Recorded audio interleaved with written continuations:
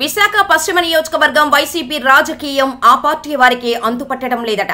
ఆ పార్టీలో ప్రతిసారి ఎమ్మెల్యే అభ్యర్థి ఎవరనేది చివరి వరకు సస్పెన్సే.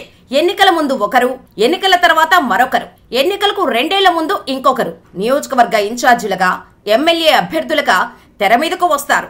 ఎన్నికల్లో సీటు అనౌన్స్ చేసి బీఫామ్ ఇచ్చే వరకు పశ్చిమ నియోజకవర్గంలో ఆ పార్టీ ఎమ్మెల్యే అభ్యర్థి ఎవరుంటారనేది క్లారిటీ ఉండదు. ఎంతో మంది నాయకులు వస్తూ ఉంటారు, పోతూ ఉంటారు. మొదటి నుండి ఉన్నవాళ్లు కూడా పార్టీ కోసం కోట్లు ఖర్చు చేసి కనుమరుగైపోతూ ఉంటారు. అలా ఆ పార్టీ నుండి పోటీ చేసిన ఎమ్మెల్యే అభ్యర్థులు రాజకీయ భవిష్యత్తు కూడా లేకుండా పోతున్నారు. అసలు విశాఖ వెస్ట్ తో వైసీపీకి ఆ పరిస్థితి ఎందుకొచ్చింది?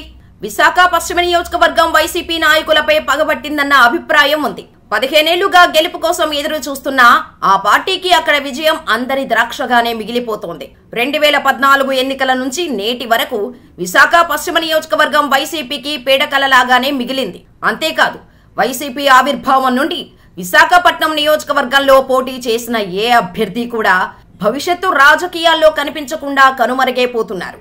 ఇన్నేళ్లుగా ఎంతో మంది నాయకులు విశాఖ పశ్చిమ నియోజకవర్గం ఇన్ఛార్జీలుగా, ఎమ్మెల్యే అభ్యర్థులుగా బాధ్యతలు తీసుకొని ఎన్నికల్లో పోటీ తర్వాత కనిపించకుండా పోతున్నారు. ఇప్పటి వరకు వైసీపీ నుండి పోటీ చేసిన ఏ నాయకుడు ప్రస్తుత రాజకీయాల్లో కీలకంగా వ్యవహరించడం లేదు. నియోజకవర్గ ఇన్ఛార్జీలుగా బాధ్యతలు నిర్వహించిన ఎవరూ కూడా పొలిటికల్ స్క్రీన్ పై కనిపించడం లేదు. వైసీపీ నాయకులపై పశ్చిమ నియోజకవర్గం పగబట్టింది అనే మాట విశాఖలో ఎవరి నోట విన్నా వినిపిస్తూనే ఉంటుంది. 2009 ఎన్నికల్లో కాంగ్రెస్ పార్టీ నుండి ఎంట్రీ ఇచ్చిన వ్యాపారవేత్త మల్లా విజయప్రసాద్ 4300 ఓట్ల మెజారిటీతో ప్రస్తుత విశాఖ వెస్ట్ ఎమ్మెల్యే గణబాబుపై నెగ్గారు. 2009లో వైఎస్ మరణం తర్వాత మల్లా విజయప్రసాద్ వైసీపీలో జాయిన్ అయ్యారు. వైసీపీలో జాయిన్ అయినప్పటి నుండి ఇప్పటి వరకు మల్లా విజయప్రసాద్ రాజకీయాల్లో అనామకంగా మారిపోయారు. 2014 ఎన్నికల్లో తొలిసారి రాష్ట్ర వ్యాప్తంగా పోటీ చేసిన వైసీపీ నుండి విశాఖ వెస్ట్ ఎమ్మెల్యే అభ్యర్థిగా దాడి వీరభద్రరావు కొడుకు దాడి రత్నాకర్ బరిలో నిలిచారు.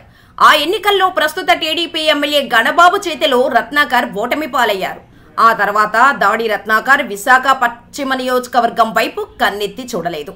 దాడి కుటుంబ రాజకీయమంతా అనకాపల్లి కేంద్రంగా జరుగుతుంది కాబట్టి విశాఖ వెస్ట్ నియోజకవర్గం వైపు చూడటమే మానేశారు. 2019 ఎన్నికలు వచ్చేసరికి జగన్కు మాజీ ఎమ్మెల్యే మల్లా విజయప్రసాదే దిక్కయ్యారు. ఆ ఎన్నికల్లో 151 సీట్లు దక్కించుకున్న వైసీపీకి విశాఖ వెస్ట్ మాత్రం కలిసి రాలేదు. టీడీపీ అభ్యర్థి ప్రస్తుత సిట్టింగ్ ఎమ్మెల్యే గణబాబు చేతిలో విజయప్రసాద్ పరాజయం పాలై పొలిటికల్ స్క్రీన్ మీద నుంచి మాయమయ్యారు. మళ్లీ శరా మామూలే. ఓటమి పాలైతే అభ్యర్థిని మార్చేసి కొత్త ఇన్ఛార్జిను ప్రకటిస్తుంటారు వైసీపీ అధ్యక్షుడు.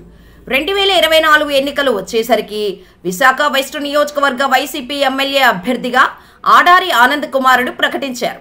ఆడారి ఆనంద్ 2024 ఎన్నికలకు 2 సంవత్సరాల ముందు విశాఖ వెస్ట్ నియోజకవర్గం ఇన్ఛార్జిగా బాధ్యతలు చేపట్టి ఆరోగ్యం సహకరించకపోయినా కష్టపడ్డారు. ఆనంద్ కుమార్ ఎన్నికల వరకు నిరంతరం ప్రజల్లోనే ఉంటూ కోట్లు ఖర్చు చేసి భారీగా ప్రచారం చేసుకున్నారు. ఎన్నికల ముందు చేసిన అన్ని సర్వేల్లోనూ విశాఖ వెస్ట్ ఎమ్మెల్యేగా ఆనంద్ కుమార్ గెలుపు నల్లేరు మీద నడకే అన్నట్టు నివేదికలు వచ్చాయి. దాంతో వైసీపీ క్యాడర్లో ఆనందానికి హద్దు లేకుండా పోయింది. కానీ ఎన్నికల ఫలితాలు వైసీపీకి మళ్లీ షాక్ ఇచ్చాయి. తిరిగి గణబాబునే విజయం వరించింది. ఆయన 35,000 పైచిలుకు మెజారిటీతో హ్యాట్రిక్ కొట్టారు. దాంతో విశాఖ వెస్ట్ నియోజకవర్గంలో వైసీపీ కథ మళ్లీ మొదటికి వచ్చింది. వైసీపీ పార్టీ స్థాపించినప్పటి నుండి 2024 ఎన్నికల వరకు విశాఖ పశ్చిమ నియోజకవర్గంలో పోటీ చేసిన ప్రతి వైసీపీ అభ్యర్థి ఓటమి చవిచూశారు. దాంతో విశాఖ వెస్ట్ వైసీపీపై పగపట్టిందనే ప్రచారం జోరందుకుంది. 2024 ఎన్నికలు ముగిశాయి. మళ్లీ వైసీపీ అధినేత జగన్ నియోజకవర్గాలలో ఇన్ఛార్జీలను, జిల్లా అధ్యక్షులను మార్చుకుంటూ వస్తున్నారు. మొన్న ఎన్నికల వరకు 2 సంవత్సరాలు నిర్విరామంగా నియోజకవర్గంలో తిరుగుతూ ప్రజలకు అందుబాటులో ఉంటూ ప్రభుత్వ పథకాలను ప్రజలకు చేరేలా చూసిన వైసీపీ ఎమ్మెల్యే అభ్యర్థి అడారి ఆనంద్ కుమార్ ఓటమి తర్వాత విశాఖ పశ్చిమ నియోజకవర్గంలో కనిపించడం మానేశారు. అడారి ఆనంద్కు ఆరోగ్యం సహకరించకపోయినా ఎన్నికల బరిలో నిలిచారు. కానీ ఓటమి తర్వాత పూర్తిగా నియోజకవర్గానికి దూరమయ్యారు.